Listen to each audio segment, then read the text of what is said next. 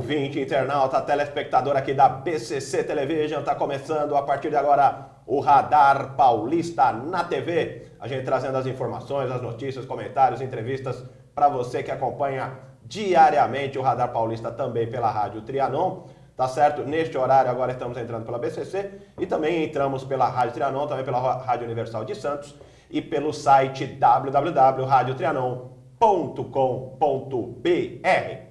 No programa de hoje, nós vamos conversar daqui a pouquinho com o Vital Ribeiro, que é presidente do Conselho do Projeto Hospitais Saudáveis, que é uma ONG que coordena a São Paulo Sem Máscara. O que é a São Paulo Sem Máscara? Uma campanha que promove o debate sobre possíveis soluções para a poluição do ar na cidade de São Paulo. Aliás, eu estou precisando hoje dessa campanha urgentemente, porque minha garganta hoje está complicada. Tenho certeza que a poluição do ar e o tema vem bem a calhar. Já já nós vamos conversar com o Vital Ribeiro e você vai acompanhar com a gente uma entrevista muito bacana, esclarecedora, imperdível aí. Acompanhe conosco. Tá certo? Só que eu tenho aqui antes algumas informaçõezinhas, algumas notícias que acabaram de chegar pra gente. O juiz Sérgio Moro, responsável pelos processos da Lava Jato na primeira instância, negou o pedido do Ministério Público Federal e da defesa do ex-presidente Lula para ouvir mais testemunhas na ação penal do triplex do Guarujá no âmbito da Operação Lava Jato. Isso antes da fase de alegações finais. A decisão foi publicada no Sistema Eletrônico da Justiça Federal por volta das 5h30 da manhã desta segunda-feira. Sobre o pedido da defesa, Moro argumentou que faltou identificação completa, como nome e endereço das testemunhas. Advogados de Lula arrolaram 87 testemunhas de defesa para este processo e o Tribunal Regional Federal da 4ª Região em Porto Alegre dispensou o ex-presidente de comparecer a 87 depoimentos de suas testemunhas. As audiências com testemunhas de acusação nesta ação penal já começaram no dia 8 de maio. Vamos acompanhar, continuar acompanhando as notícias da Operação Lava Jato e assim que saem as informações a gente traz para você aqui também no Radar Paulista, na TV e pela Rádio Trianon. E tem também mais uma notícia de economia, uma notícia boa. Prévia do PIB do Banco Central sobe 1,1% no primeiro trimestre e indica fim da recessão. A economia brasileira voltou a crescer no primeiro trimestre deste ano e saiu da pior recessão de sua história, aponta o indicador do nível de atividade do Banco Central divulgado nesta segunda-feira. O chamado Índice de Atividade Econômica, o IBC-BR, registrou um crescimento de 1,12% de janeiro a março na comparação com o trimestre anterior, de outubro a dezembro de 2016. O IBC-BR é um indicador criado para tentar antecipar o resultado do PIB. Números oficiais do PIB do primeiro trimestre deste ano, porém, serão divulgados pelo IBGE somente no dia 1º de junho. Tá certo? Então, também uma notícia importantíssima na área de economia, o Brasil saindo da recessão, saindo aí, pelo menos do ponto de vista psicológico, né? É fundamental. A gente ainda não tem uma retomada da economia, isso a gente percebe no dia a dia, as coisas ainda não estão como estavam alguns anos atrás, após a entrada da recessão, dessa crise econômica que está aí mexendo com todos os brasileiros, porém já é um sintoma muito positivo de uma economia melhor para o Brasil neste ano, ainda de 2017, né? Os especialistas dizem que o Brasil deve voltar a crescer em 2018 em plena atividade, mas ainda em 2017 a coisa vai derrapando, mas vai trazendo números positivos, como é este número que a gente está trazendo aqui do IBC-BR. Bom, e vamos aqui então, vamos falar aqui do nosso patrocinador, tá certo? O Radar Paulista tem os apoios do Reserva Cultural, melhor programação de cinema de São Paulo, que fica na Avenida Paulista 900 no térreo, né? Justamente no prédio da Rádio Trianon, no prédio da TV Gazeta, é um espaço gastronômico também muito bacana, com salas confortáveis de cinema, uma programação de cinema também muito bacana e que vale a sua visitinha lá. Você pode, inclusive, conferir no site www.reservacultural.com.br. Tem também o Mais Espaço e Lazer, né? Onde você faz o seu evento lá com amplas instalações, áreas verdes e tal. Você obtém mais informações no facebook.com/maisespaço e lazer. e também o patrocínio de Ateliê Comunicação. Sua melhor comunicação com o mundo. Mais informações também no site do facebook.com/Ateliê Comunicação SP. Tá certo? E agora eu vou trazer o meu entrevistado de hoje. E antes disso, eu vou te dar essa informação, você ouvinte, internauta e telespectador. Olha só, médicos e profissionais de saúde de todo o mundo lançam em 10 cidades de 4 continentes a campanha Cidades Sem Máscara, que visa combater a poluição do ar nas cidades. Metrópoles na China e na Índia, por exemplo, aparecem com frequência nas manchetes dos jornais devido aos altos índices de poluição do ar, mas afeta aí a grande maioria da população em diversas cidades e é responsável por 1 em cada 9 mortes no planeta. Em todo o mundo, olha só, 92% das pessoas vivem em locais que não atendem às diretrizes da OMS, a Organização Mundial da Saúde, para a qualidade do ar. E o Cidade Sem Máscara está mobilizando o setor de saúde pela primeira vez em nível global pelo cumprimento dos padrões da OMS para a qualidade do ar até 2030.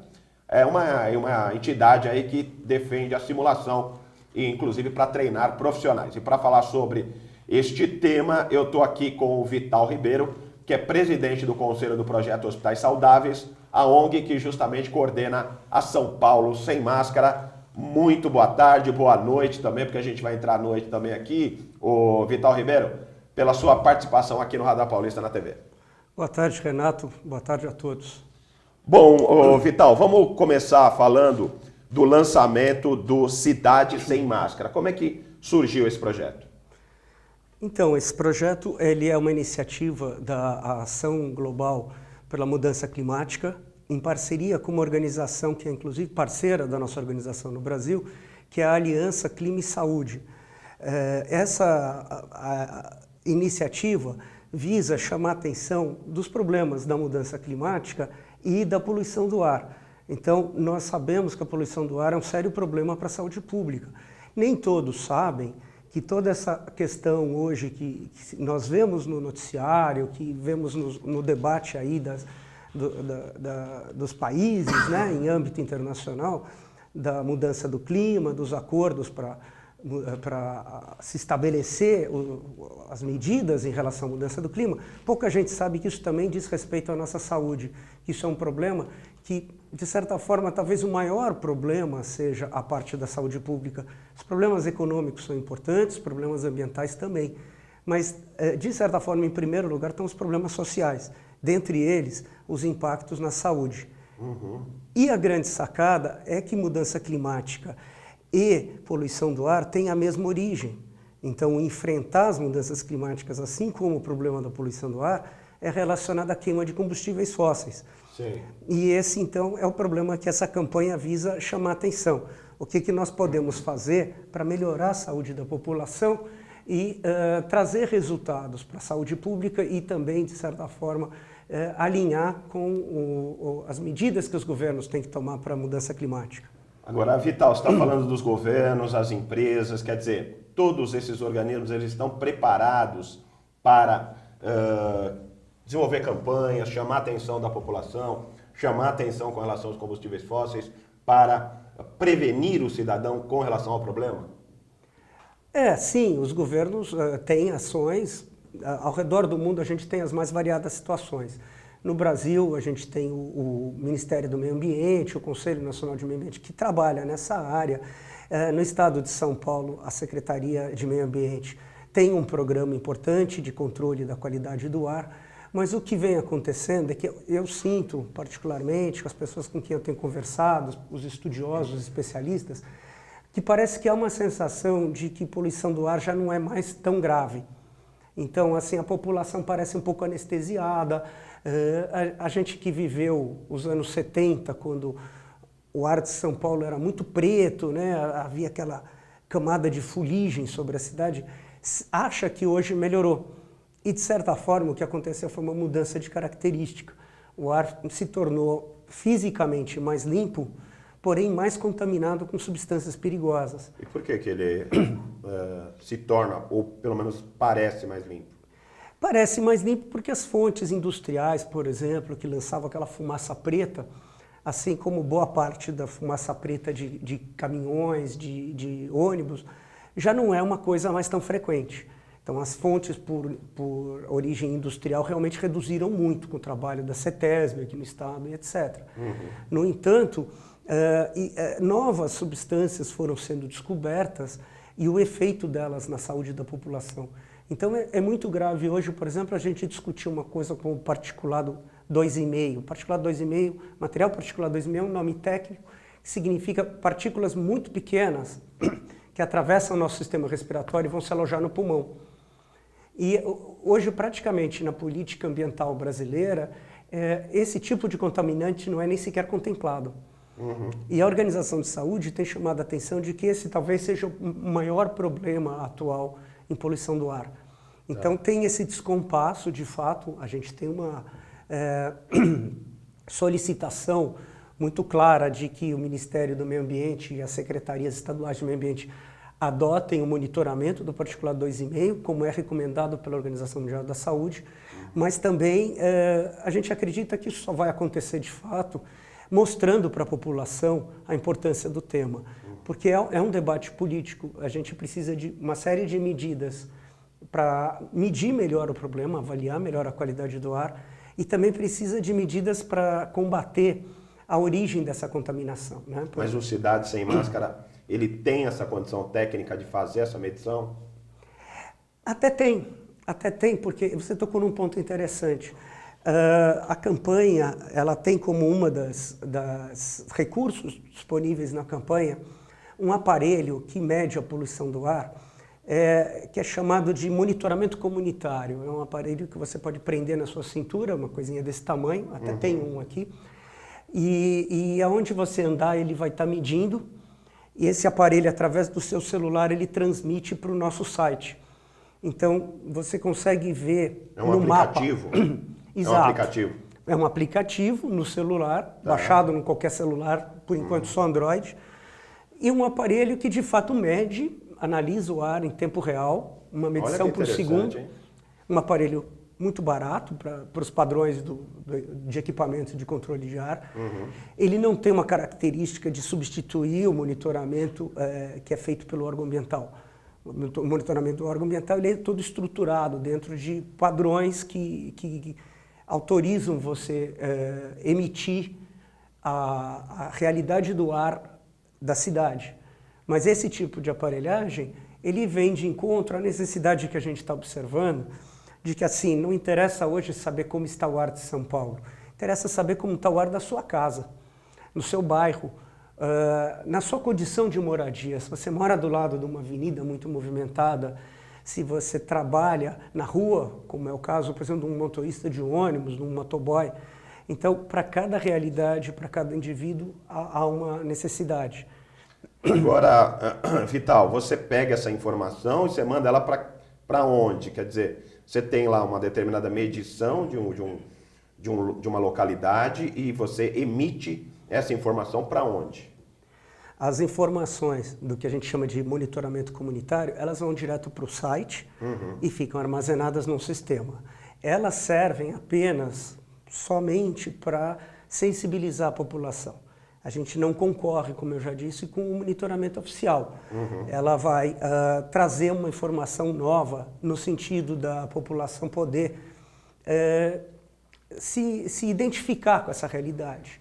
Então, como a nossa campanha é feita, é muito baseada na mobilização dos profissionais de saúde, esses profissionais estão sendo convidados a levar esse aparelho para o seu local de trabalho, para a sua região. E nós iniciamos a campanha colhendo depoimentos dessas pessoas a respeito de como elas têm vivenciado a poluição do ar em São Paulo. Então, aquele profissional que atende pediatria numa unidade básica de periferia, o profissional que faz pesquisa ligada a câncer, ligada a doenças respiratórias, cardiovasculares, que são um elemento importante, o profissional que atende num consultório especializado, todos eles têm algum sentimento do quanto o ar piora, aumenta o movimento na emergência. o ar piora, as crianças sofrem mais, os idosos sofrem mais. Né? E a gente está querendo juntar esse lado humano aos dados científicos, que são aqueles que demonstram o enorme prejuízo que a poluição do ar causa. Agora, o que as pessoas devem fazer quando elas percebem ou, por exemplo, utilizam esse aplicativo ou percebem que a área em que elas se encontram está ali num nível de poluição acima daquilo que ela deseja ou daquilo que os padrões mundiais têm como meta? É uma pergunta que tem sido recorrente. Pergunta-se assim, o que eu posso fazer? A gente levanta um problema e muitas vezes cria uma situação apenas de angústia, não é? Mas, puxa vida, o que eu posso fazer? O tema da poluição do ar é totalmente dependente de políticas públicas. Você pode deixar o seu carro em casa e buscar um transporte público, ou até mesmo pedalar ou caminhar para o trabalho. Nem todo mundo pode, é verdade.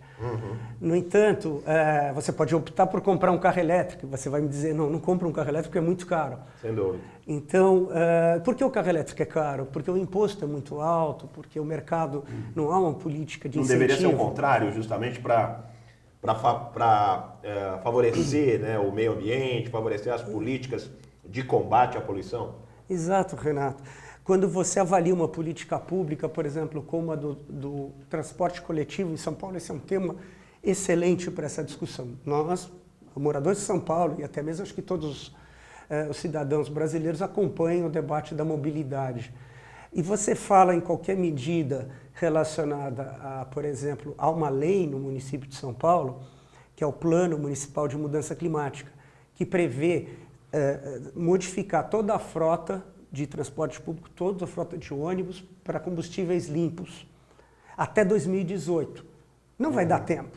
Essa lei foi aprovada alguns anos atrás. Se fosse feita à base de 10% da frota ao ano, a gente chegaria em 2018 com toda a frota substituída. Foi atropelada pelo debate da tarifa. E discutir tarifa não se contrapõe a discutir ar limpo. Esse é que é a questão. O que o cidadão que reclama do transporte público, que pede uma tarifa mais adequada, porque o transporte público tem que melhorar, você não vai tirar carro da rua, reduzindo a poluição, sem um transporte bom.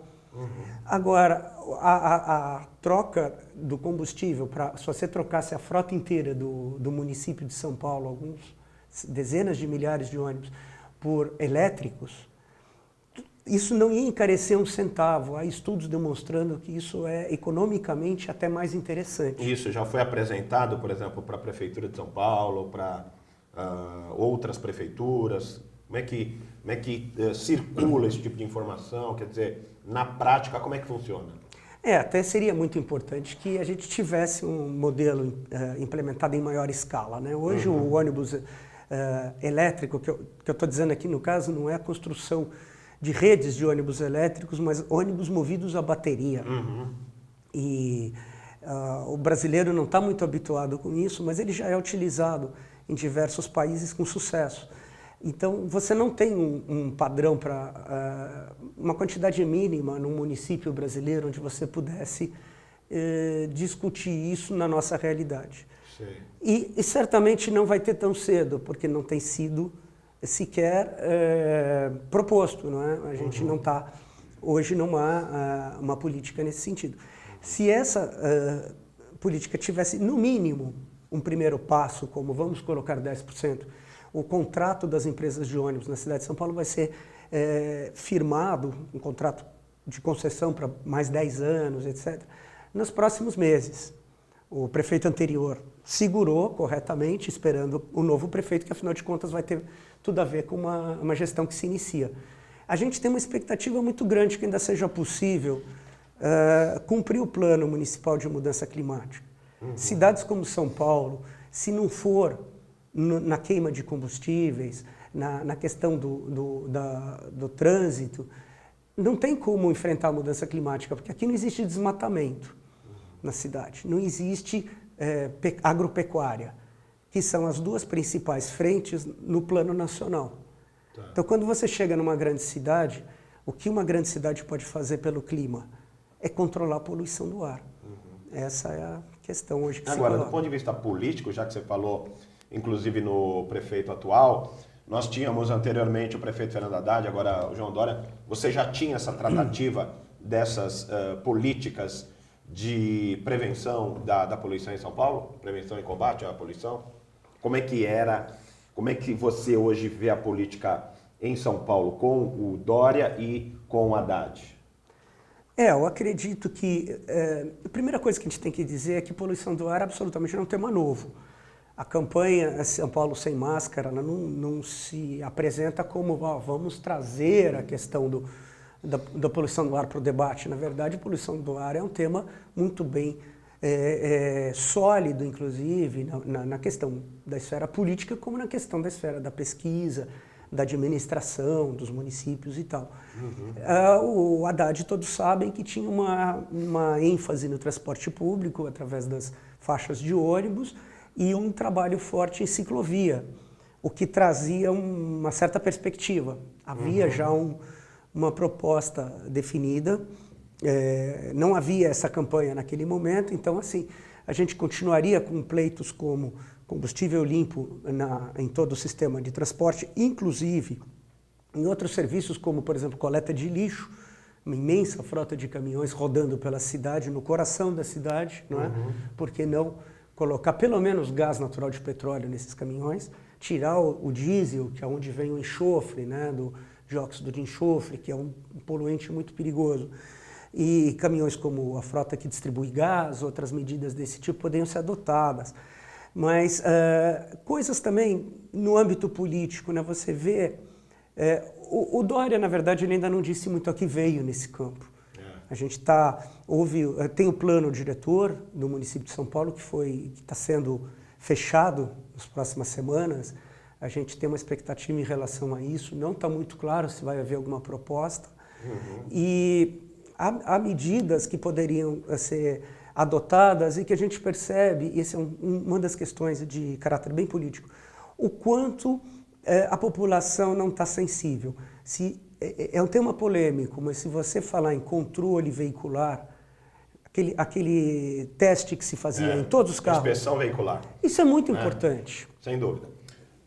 Vital Ribeiro, já a gente retoma, inclusive eu quero saber a sua opinião sobre essa questão da inspeção veicular. Por que a prefeitura, né, isso foi um dos temas de campanha, por que a prefeitura resolveu tirar justamente um projeto importante que, na verdade, começou na época do prefeito Kassab e tal, e que infelizmente acabou na gestão agora do prefeito João Dória, mas que tinha realmente esse apoio popular também, foi em função também disso que o Dória resolveu aí excluir esse programa que também veio na esteira do trabalho do Fernando Haddad, que também resolveu tirar também a inspeção veicular. Já a gente volta aqui com o Vital Ribeiro falando hoje de poluição atmosférica, de situações aí que envolvem o cidadão. Já, segura aí e volta com a gente aqui, tá bom?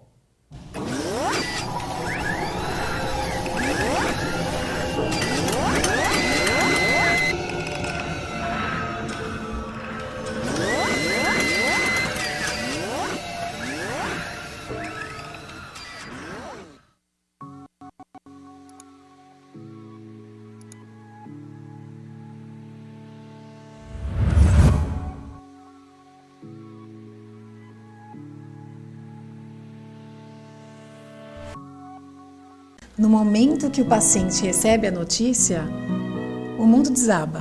E assim, foi um baque muito grande, né? Como é para a maioria das pessoas. E não é o momento de você falar com o paciente, é o momento de você escutar. Foi assim, terrível, mas eu enfrentei. Eu falei, eu vou voltar para o meu país, vou me tratar. E o câncer, normalmente é considerado a morte. Na verdade, não é.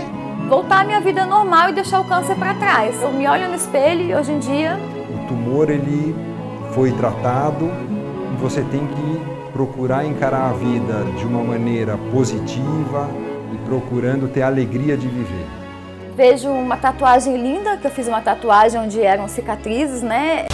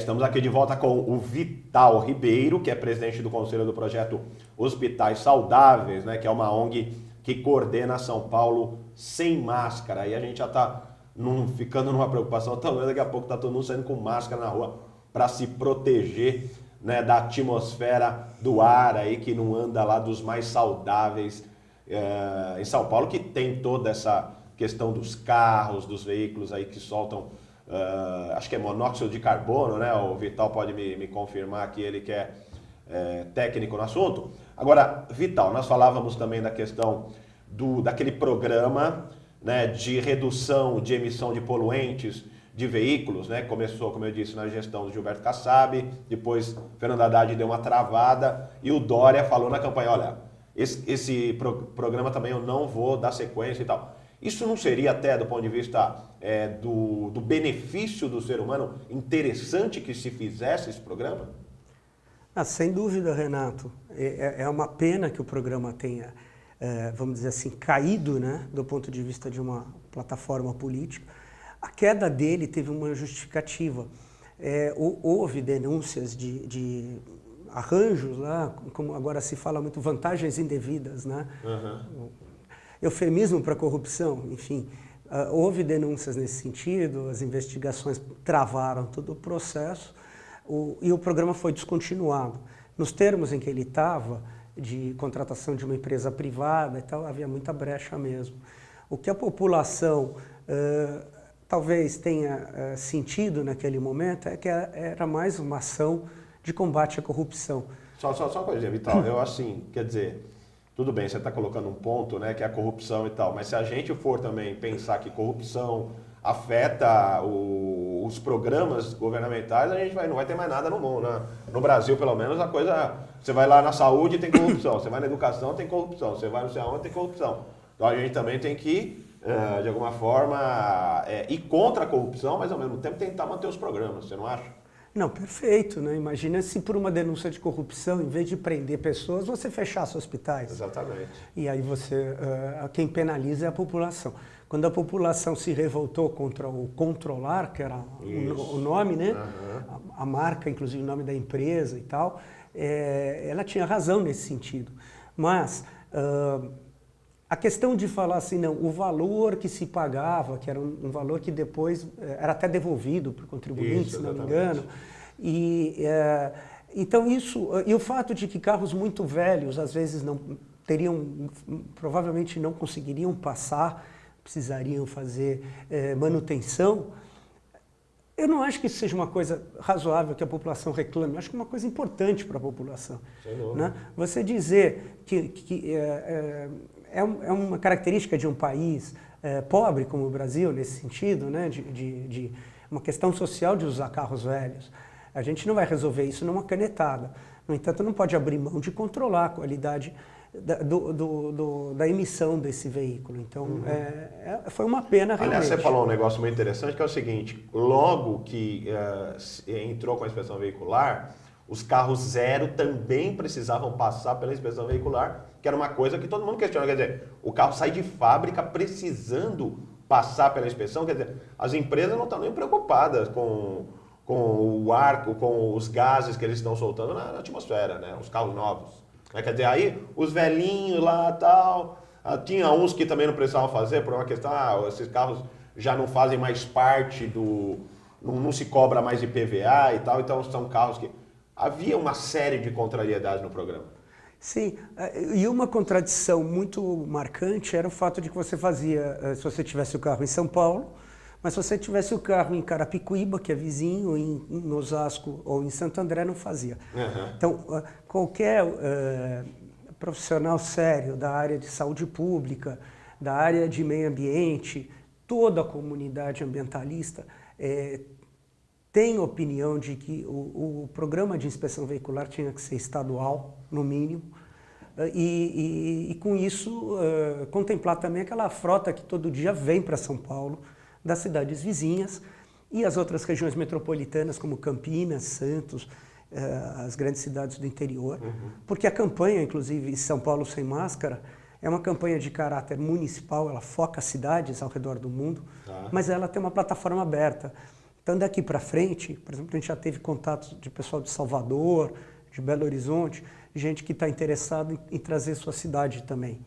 E aí, assim, a gente vai multiplicando esse debate. Eu estava falando aqui, a gente estava conversando aqui, inclusive no intervalo, né? E há uma preocupação, e a gente brincou, eu brinquei, daqui a pouco São Paulo vai ter que, os paulistanos vão ter que sair com máscara nas ruas. Agora, você falou que no Japão parece que há uma cultura nesse sentido, talvez na China. Você acha que o paulistano futuramente vai precisar também meio que fazer parte dessa cultura de usar máscara para sair na rua? Eu espero que não. Não é uma questão, a máscara ela não é uma questão de precisar ou não precisar. Em grande parte isso é cultural, né? No Oriente, esse uso da máscara pessoal para sair na rua é muito mais da cultura deles. Na China, e aí vem também a questão da poluição em diferentes regiões. China, Índia, alguns países do leste europeu, mesmo na Europa mais tradicional, algumas regiões nos Estados Unidos, aqui no Brasil, no sul, existe uma poluição do ar muito grave, que é a queima de carvão, para produzir energia. Na China é muito para produzir aquecimento, cidades que no inverno ficam junto o inverno com a queima de carvão nas casas, e o ar fica preto. Então você tem que usar uma máscara até para poder respirar. Mas essas máscaras, elas efetivamente fazem com que as pessoas não respirem? Não, ela não protege. Não protege. É uma falsa sensação. Você, quando usa uma máscara, você usa uma máscara que você compra na farmácia de pano ou de papel. Tá. São máscaras, a gente vê muito em profissional de saúde, né? O cirurgião. Aquela máscara do cirurgião é para proteger o outro. Tá. Então, por exemplo, partículas que você emite pela boca ou pelo nariz são retidas por essa máscara. Partículas grosseiras, que carregam vírus, bactérias, etc. Como proteção química, vamos dizer assim, você teria no mínimo que usar uma máscara que a gente chama de N95, ou aquela máscara conhecida como bico de pato. É uma máscara muito mais sofisticada, que protege num nível de partícula, que é a partícula que você inala, de fato. Essas partículas mais finas, né, porque elas entram. O próprio sistema respiratório tem proteção.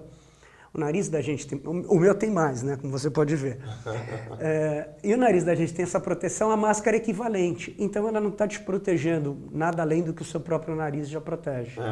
No entanto, a poluição de particulado fino e a poluição química exigiria filtros tão sofisticados que não seria possível. Então, na prática, a máscara só serve para aliviar a consciência mesmo. Uma sensação. Vital, me fala uma coisa. Agora, nessa época que nós estamos vivendo de crise econômica e aí as empresas acabam, sem dúvida nenhuma, segurando seus custos, os projetos acabam ficando nas gavetas. E aí, quando você vai falar de poluição atmosférica, então, é uma coisa, você está falando, né, uma outra língua para os empresários e tal. Você acredita que em épocas de crise, por exemplo, trabalho de quem atua no sentido de conscientizar o cidadão, seja na área que for, mas principalmente quando a gente fala de saúde, fica meio que atrelado em segundo plano para essas empresas? E às vezes assim a dificuldade do poder público também é maior? Olha, novamente, aí a gente tem uma questão do que é a sensação, do que é a realidade. Se você falar em criar qualquer despesa hoje para o gestor público, ele vai haver resistência. No entanto, a gente tem que lembrar que a poluição do ar no estado de São Paulo, ela acarreta milhares de mortes por ano, né? Então a gente tem em torno de 1.000 mortes por ano diretamente relacionadas à poluição do ar e 4 a 5 mil internações, sem falar em tratamentos caros, né? A poluição do ar ela é muito ligada às doenças cardiovasculares. As pessoas pensam que a poluição do ar ela traz efeito como, por exemplo, asma, bronquite, que são efeitos da poluição do ar agravados, né, pela poluição do ar. A asma não é causada pela poluição do ar, ela só é agravada.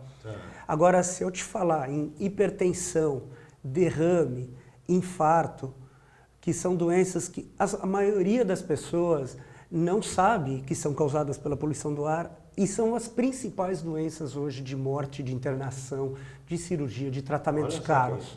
Interessante. Não é? Você teria números, por exemplo, em termos de pessoas doentes dessas questões aí que você acabou de levantar? Tem esses dados aí de em torno de 1.000 internações 1.000 mortes por ano e 4 a 5 mil internações e algo como 50 milhões por ano de custo no SUS, dizem respeito a um estudo do Instituto de Saúde e Sustentabilidade, uma organização que faz esse tipo de pesquisa já há algum tempo. Ela fez um estudo bem detalhado do período 2006 a 2011, chegou nesses números, né, junto com o pessoal da USP, o professor Paulo Saldiva, que é uma referência internacional nesse tema.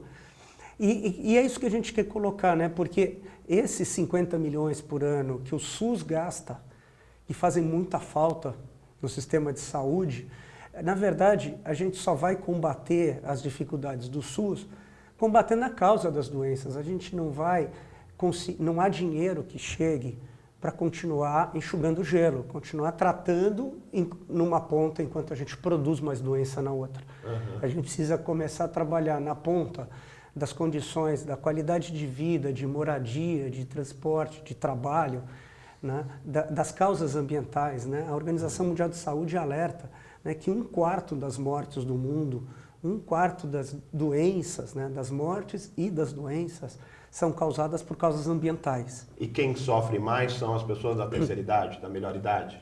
Há grupos vulneráveis, isso é muito importante. As crianças, obviamente as grávidas, e existe toda uma implicação também em partos prematuros, em problemas ao nascer, né? Uhum. Os idosos sofrem uma barbaridade, então assim, quando você tem picos de poluição, você chega a ter estatisticamente maior mortalidade de idosos, e aí as pessoas falam, não, mas afinal de contas já estava muito velhinho. Uhum. Mas o velhinho nas grandes cidades brasileiras tem que resistir à poluição do ar, então assim, muitas vezes ele não passa por aquele inverno por agravamento do quadro dele devido à poluição do ar, né? Sei. E você, então, não consegue proteger essas pessoas, como eu disse, não é usando máscara que vai resolver. Uhum. As medidas... As pessoas devem se preparar também, vamos dizer, se você fosse dar alguma dica para essas pessoas que sofrem mais, para essas faixas etárias, por exemplo, no inverno, o que você diria para elas reforçarem as suas defesas no organismo? Qual seria aí o caminho? Aí a gente é obrigado a cair no caldo de galinha, não faz mal para ninguém, né? Porque são coisas como fazer inalação para os velhinhos, a qualquer sinal de fraqueza, de algum problema, consultar o médico, né? E aí, novamente, a gente cai no custo para o sistema de saúde. Realmente, são paliativos. A discussão hoje é não sair na rua nos horários em que tem mais poluição, não fazer exercício físico ao ar livre.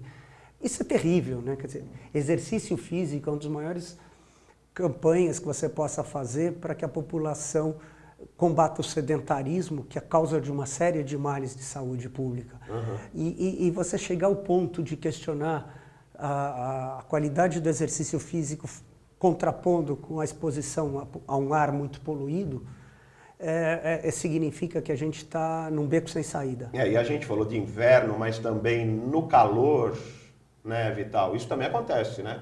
Não é só no inverno.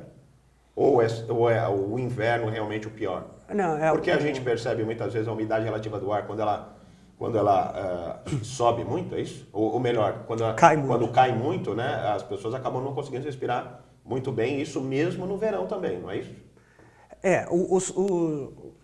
O clima seco é mais comum no inverno. Uhum. A gente já está entrando, né? Já no outono, esses meses de abril, maio, já tem essa característica. Um céu muito azul que dá uma impressão de ar limpo, não é bem isso, né? O céu muito azul aumenta a ultravioleta, aumenta os níveis de ozona. Tá. E o ozônio é um poluente grave. Associado ao ar seco... Tem nada a ver com a camada de ozônio, né? É uma outra coisa. Não, o ozônio ele é um poluente que ele se forma nas grandes cidades, ironicamente, inclusive próximo a áreas verdes. Né? Um dos pontos mais altos de ozona na cidade de São Paulo é aqui na USP, para você ter uma ideia, que é uma área muito Olha verde. só que interessante. E ele Quer dizer, se uma forma área muito verde ali, né? muita radiação solar e junto com o verde. E ele provoca uma irritação muito grave. Então é um dos pontos que hoje se monitora muito em relação à saúde. Mas no verão geralmente se ameniza um pouco. No verão tem outras coisas como tempos de gripe, de dengue e etc. E no inverno esses quadros de poluição afetam mais sim a saúde da gente. Olha só, a gente vai vendo, né, uma coisa puxa a outra, outra puxa a outra, e a situação, às vezes a gente vai falar, poluição não é nada, até porque as pessoas às vezes não veem a poluição e acham que dá para levar e tal, mas olha só o monte de problemas que ela traz quando não é bem administrada, tá certo? Daqui a pouquinho a gente volta aqui com o Vital Ribeiro.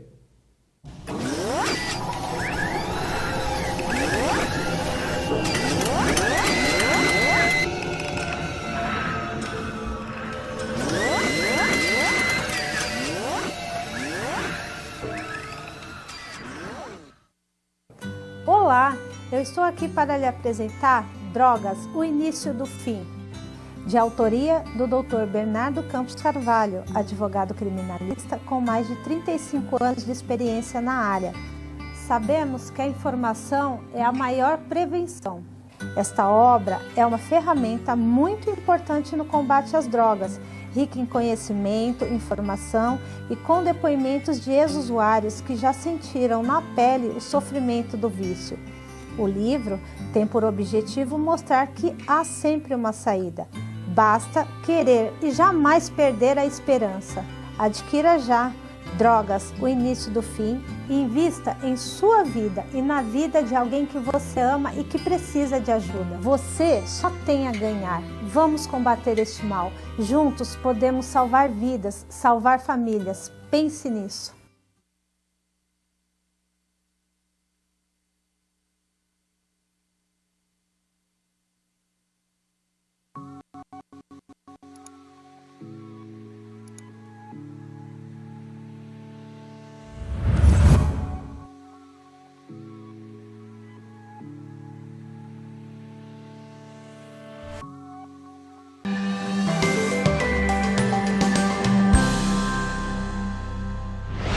Olá, eu sou o Léo Noronha, coach de executivos, e esse é o nosso Minuto Performance. Nossa dica de hoje é sobre a produtividade no trabalho. Você está atingindo os índices de produtividade que gostaria? Se não está, algumas atitudes podem estar sabotando você.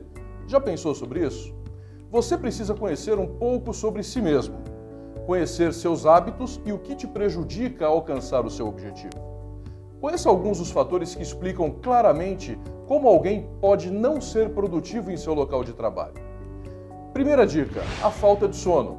Você sabia que a falta de sono adequado faz com que seja muito difícil se manter atento? Sabia também que é importante sempre ter uma atitude positiva, ou seja, ser feliz e se manter positivo e otimista no trabalho aumentem muito a sua produtividade.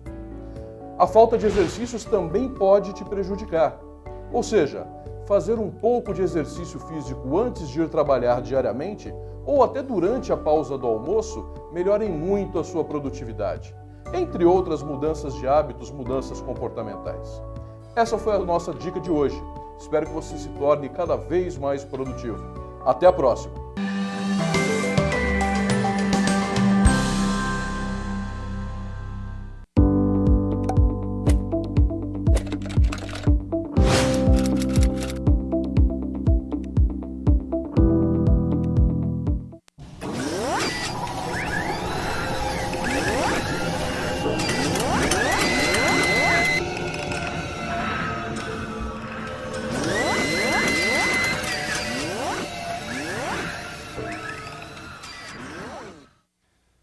Nós estamos de volta aqui com o Vital Ribeiro, né, que estamos falando hoje aqui sobre poluição do ar e tal, um assunto seríssimo e que também traz aí a preocupação de todo mundo, né, nós como cidadãos. Né, inclusive eu fiquei ruim esse final de semana, né, hoje segunda-feira, justamente para fazer esse programa. Isso aqui é um mote para a gente falar de poluição. Eu fiquei ruim justamente por causa disso.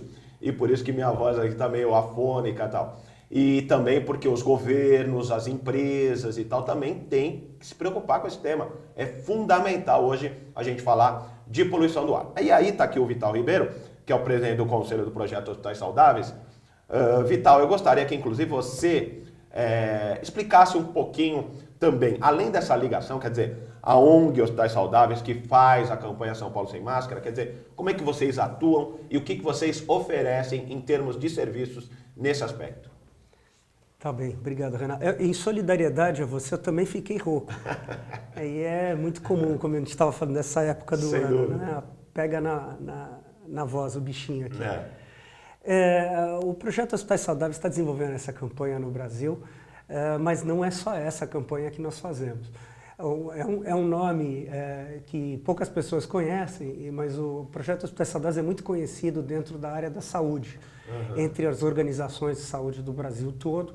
É uma organização que atua desde 2008, promovendo a questão ambiental dentro do setor saúde. Quando a gente fala setor saúde, a gente está falando do complexo industrial da saúde. Toda essa máquina que existe de hospitais, indústrias, serviços, para que se viabilize a assistência à saúde. E a nossa proposta é justamente que o setor saúde tenha mais consciência ambiental. Então a gente busca desenvolver isso nos grandes hospitais, nas grandes redes, chamando atenção para o papel, porque a gente tem absoluta convicção de que os profissionais de saúde são as pessoas mais indicadas para falar da questão da saúde ambiental. E, no entanto, no andar das coisas, pelas pressões do dia a dia, eles parecem que ficam anestesiados. Certo. E a gente tem conseguido muito resultado nisso. A gente conseguiu, por exemplo, na campanha Desafio 2020 a Saúde pelo Clima, que 40 hospitais brasileiros passassem a fazer inventários de emissões de gás de efeito estufa. Quer dizer, era uma coisa que as pessoas eram muito céticas em relação a isso, achar que hospitais iam fazer o que fazem hoje apenas grandes empresas multinacionais que realizam esses inventários com metodologia sofisticada, né, para calcular suas emissões de gases de efeito estufa, sua contribuição nesse grande problema. E ao calcular sua contribuição, poder administrar o problema, trabalhar para reduzir. Então, assim, hoje o setor saúde tem dado exemplo nessas coisas. Tem dado exemplo na gestão de resíduos, na redução de consumo de energia. É isso que a gente faz todo dia na nossa Você é um ambientalista, eu digo a questão da formação, é isso? Eu sou arquiteto de formação. Você é arquiteto de formação. Eu, por coincidência... Como é que você passou a fazer parte de projetos ligados aí ao meio ambiente? Eu, na verdade, no projeto Hospitais Saudáveis, eu sou voluntário. A gente tem uma equipe muito enxuta de gestores ambientais e tal, que montam esses programas, né, através, inclusive, da rede global Hospitais Verdes Saudáveis, que é uma rede que está aí também no mundo inteiro. E eu fui parar nisso porque, quando arquiteto recém-formado, eu entrei para a Secretaria da Saúde de São Paulo para fazer projeto de hospital, num concurso e tal. Fazendo o projeto de hospital era natural buscar mais conhecimento na área, fui estudar administração hospitalar e fui mexer com um tal de lixo hospitalar, que se falava na época, isso era nos anos 80. Do lixo hospitalar para a questão da gestão ambiental e da gestão ambiental para a sustentabilidade. Está muito próximo ali tudo, né? Foi uma evolução que acompanhou de fato o que foi a evolução no tempo, né? A discussão de sustentabilidade, ela nasce e se desenvolve aí no final do século passado. Então, continuo trabalhando na Secretaria da Saúde, hoje no Centro de Vigilância Sanitária, na Divisão de Meio Ambiente. E essas campanhas todas são também uma sinergia aí da organização que nós criamos, como eu disse, em 2008. Nós temos um seminário muito grande que acontece uma vez por ano aqui em São Paulo, mas é internacional. E esse trabalho surgiu assim. Agora, a campanha São Paulo Sem Máscara, ela é de quando? Não, ela foi lançada agora, no dia 2 de maio, que é o Dia Mundial da Asma. Lançada simultaneamente, como eu disse. Então estamos trazendo aqui quase que notícia simultaneamente aí, né? Exato, exato. E foi um lançamento muito complexo, porque foi lançado em 10 cidades ao redor do mundo, né? Então, essa rede de ação global pelo clima lançou a campanha em 10 cidades ao mesmo tempo. Nós corremos com tudo aqui em São Paulo para poder estar totalmente tudo pronto. Existe um site da campanha, né? A campanha está na internet pelo nome em inglês, que é Unmask My City. Mas vocês podem localizar esse material no próprio site do Hospitais Saudáveis, que é www.hospitaissaudaveis.org. E dali você tem o link para entrar no site da campanha, inclusive ver como a campanha se desenvolve não só em São Paulo, como em Varsóvia, Londres, Salt Lake City, Istambul e por aí afora, ao redor do mundo. Você já foi nessas localidades também para fazer esse acompanhamento? Essas outras cidades, qual foi o foco de ligação com a cidade de São Paulo? Algumas são muito parecidas, a questão veicular, a gente compartilha realmente, não fui particularmente nessas cidades, algumas eu conheço, outras não, mas o trabalho em rede global, que tem sido um monte de várias coisas, né, nesse momento em que a comunicação é tão fácil, boa parte do trabalho do projeto Hospitais Saudáveis é conectar o que se faz no Brasil com o que se faz. Quase sempre a gente está falando de Europa, de Estados Unidos, de Japão,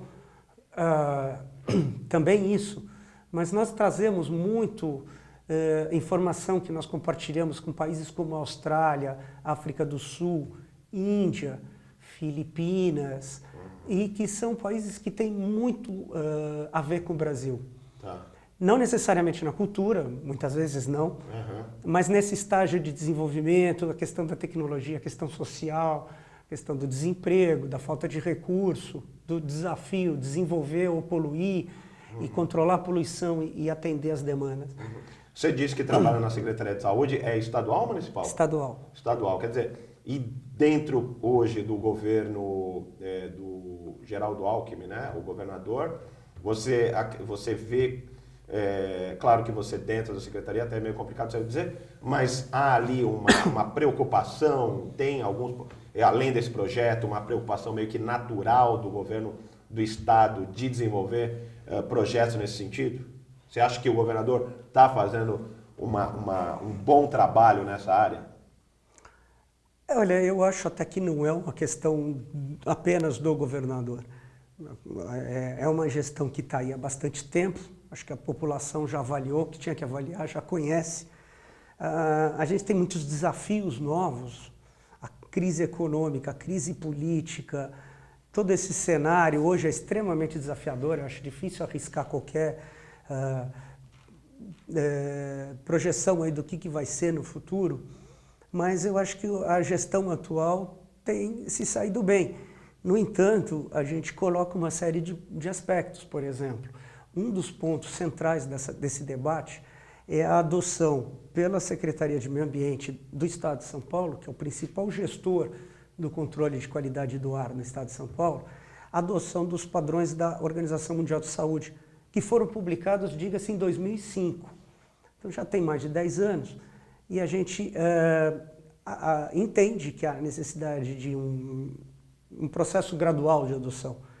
No entanto, esse processo está demorando. Certo. E o que eu chamo a atenção é que isso não é uma questão única exclusivamente do âmbito da Secretaria do Meio Ambiente ou do governo estadual.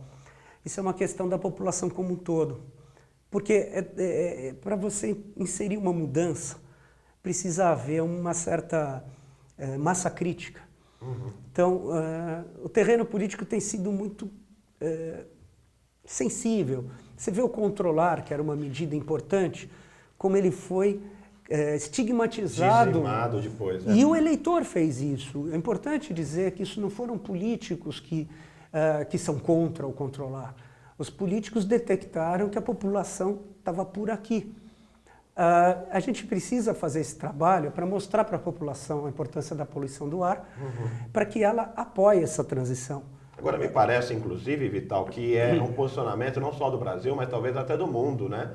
Hoje nós temos lá o Donald Trump também, que havia um acordo climático em que ele voltou atrás numa decisão tomada pelo presidente anterior, o Barack Obama, e a população, e era um dos temas da campanha dele, antes de se tornar presidente americano, e a população o elegeu, independente dele não apoiar a questão climática. Quer dizer, parece que a população não é, que a gente volta, né, já que você está trazendo esse tema, o mundo está mais preocupado talvez com a questão financeira, e hoje, né, com a globalização e tal, há questões aí fortes de desemprego, de migração, de economias abaladas, aí, como a gente vê na Europa e tal, que as pessoas estão com discursos, vamos dizer assim, muitas vezes focado no tema economia, né? O que você acha? Olha, Renato, a comparação é terrível, né? O Trump é eu diria que é um desastre aí na trajetória de um país que acredito que todos de alguma maneira admiram, né, a potência dos Estados Unidos e tudo mais. O Trump está fazendo um desmonte na área ambiental.